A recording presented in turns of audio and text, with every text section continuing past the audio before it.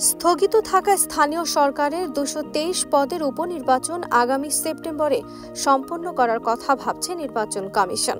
এক্ষেত্রে প্রার্থীদের প্রচারের সময় বাড়তে পারে। এর আগে কোটা বিরোধী আন্দোলনের মধ্যে সহিংসতা নিয়ন্ত্রণে সরকার ঘোষিত কারফিউর কারণে নির্বাচন স্থগিত করেছিল ইসি। কেননা সে সময় প্রার্থীরা নির্বাচনী প্রচার কাজ চালাতে পারছিলেন না। এজন্য গত ২১ জুলাই পরবর্তী নির্দেশনা না দেওয়া পর্যন্ত ভোট স্থগিত করে সংস্থাটি।